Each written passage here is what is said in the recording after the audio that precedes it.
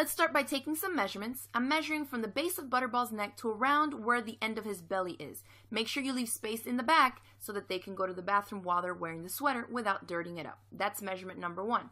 Measurement number 2 is right around here. You want to take the circumference of basically the chunkiest part of their belly and then jot that measurement down as well. So here's a recap of what I got. The length across the top of his back, I got 15 inches, and then the belly circumference, 24 inches. The fabric I'm using for this project is polyester fleece, which works out great because it's machine washable, it's soft, it's warm, and it stretches, so it's going to allow the dog to move around freely. Notice that the fleece stretches a lot more in one direction than it does in the other. So we want to make sure that the circumference measurement we took off the dog is what's cut along the stretchiest part of the fabric. It's the same like when we make clothes for ourselves, that we always want the stretch of the fabric going from left to right across the body. Well, that's what we're doing for this project as well. So in this direction, I've cut it 15, the exact measurements that I took off the dog. This is the length from his neck down to the base of his belly, 15 inches that way, and then 24 inches for the circumference, which has been cut along the stretchiest grain of the fabric. Once you have the main body part of the sweater cut out, we want to figure out what's the pretty side and the ugly side of the fabric. So if you tug on one raw edge with fleece, it will automatically curl towards the ugly or wrong side of the fabric. So I know that that's this side. So flip it so that it's pretty side facing up, and then we're going to fold it across lengthwise, matching up these two shorter raw edges here. Then you just put some pins, and this you can see we're making a tube now. This is where the dog's body is going to be. So make sure that you've cut that circumference measurement along the stretchiest part of the fabric so they can fit in there. Now we're going to match up these raw edges, put a few pins, and using a straight stitch, you're going to stitch right along that edge.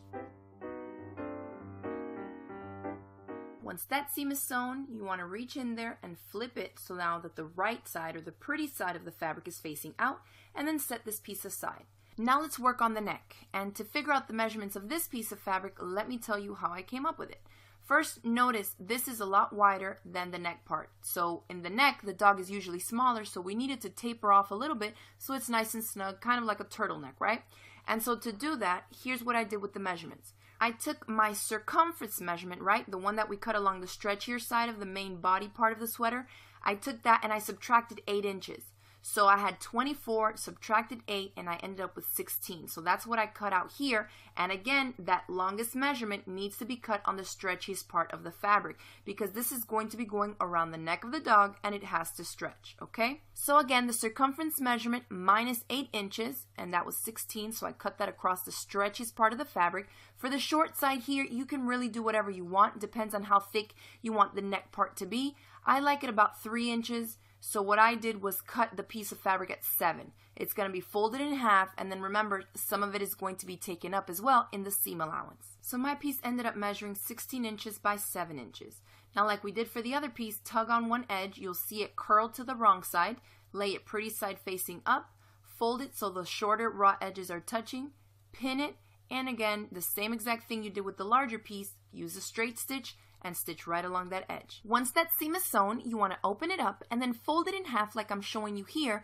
We basically want to meet up both raw edges so that they're all together, and what that does is expose the pretty side of the fabric towards the outside, and you have what is going to be the turtleneck part of your sweater. I'll show you here what it'll look like finished once we attach it to the body of our sweater. At this point, I like to zigzag stitch together the raw edges of just the neckline because it's bulky fabric we're working with and we have 2 raw edges there to attach to another one. So it just makes it easier if you stitch them together first so you don't have any of those edges moving on you. Now locate that center seam on the main body piece and the same thing for the neckline. And what you're going to do here is basically we're going to quarter each one of these tubes, right? So that seam line is 1, I don't have to put a pin there. Directly across from it though, I put a pin, and then on both folded edges on the side I put another one. So I'm just using these pins to mark off a quarter mark on each one of my fabric pieces. You're going to do that for the neck and then also for the main body piece. So here's one, we have the center seam already. Directly across from it, place a pin to mark the other side, and then on both sides again. Now making sure that both of my pieces are with the pretty sides facing out, we're going to start matching up these seams. The center seam on the neckline with the center seam of the main body piece, and then we're going to match up each one of the pins as well. So here we have center seam to center seam on each, and I'll place a pin through all those layers. Then make your way around and find the next pin on each one of your fabric pieces. So here's the next one. This pin needs to match up with this one. I can remove one, remove the second one, and pin through all the layers. So I know that they're matching and they're right where they need to be, okay? One quarter off the other with the other quarter off the larger piece of fabric means that each one of these fabric pieces have been equally distributed. So we know that if we stretch one out to stitch it to the other, it's all going to match up nicely. Again, I'll show you here. Both pins, they need to be matched up at the same spot. I'm going to remove one of them, take off the other, and then use it to pin through all the layers, the neck and the main body piece, okay? Now you can see the neckline is a lot smaller than the body piece, so this is all I have to work with here.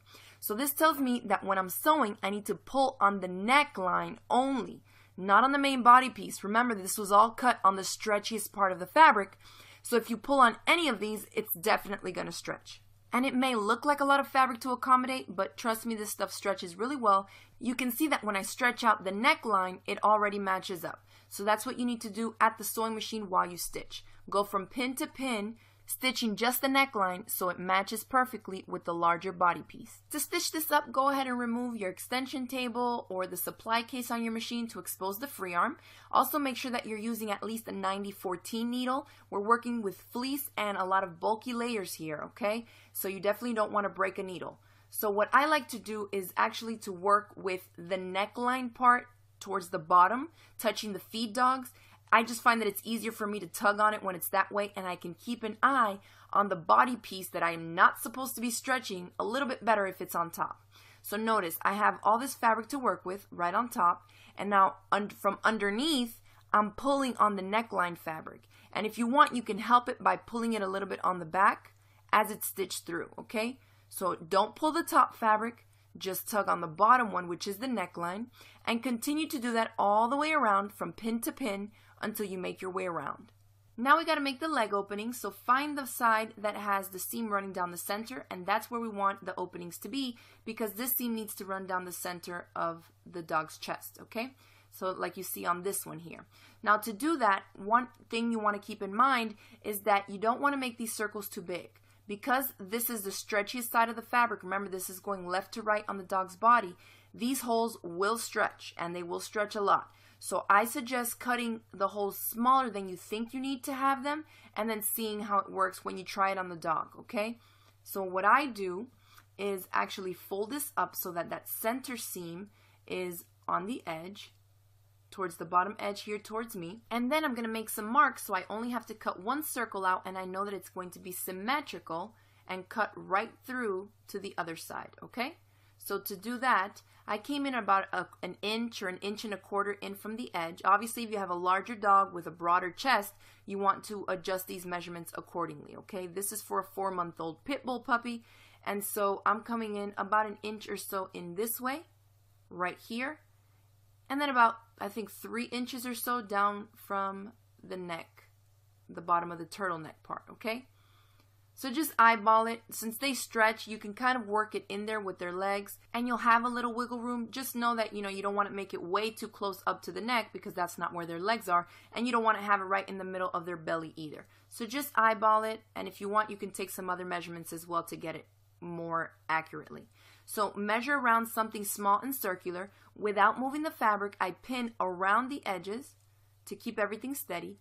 Cut inside the circle, go through both layers, and then cut that out. Once you remove your pins, you'll see that you have 2 perfectly made leg openings right in your sweater. Now, because the fleece doesn't fray, we're going to keep it super simple and leave it just like that. I don't have to hem the leg openings or anything, but you can hem the bottom if you want to. You see, for this one, I just folded it under and zigzag stitched it down. On this one, I'm just going to leave it as is, because it's not going to fray. Again, it doesn't look as professionally made, but it's still going to serve the same functional purpose either way, okay? You can also embellish this. Fleece comes in tons of different fabric prints, but if you're using solids, you may want to embellish it with something like this, which is a superhero emblem that I did with the letter B for Butterball. And so I'm going to show you how to do that now. So here I have a plain one that's just done in blue. And I've actually provided you all with the free downloadable template for this little superhero emblem.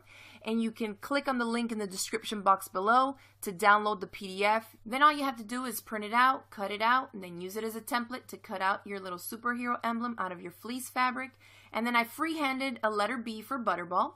Make sure that you pin well around exactly where you're going to be placing this.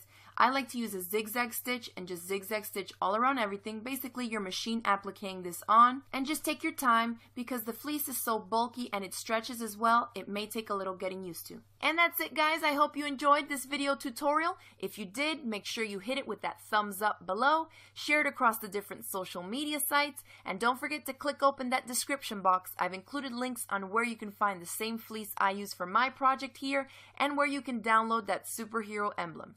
Thanks again for watching. Don't forget to subscribe to my channel, and I'll see you next time. Thanks for watching, and don't forget to click the link below in order to find out more.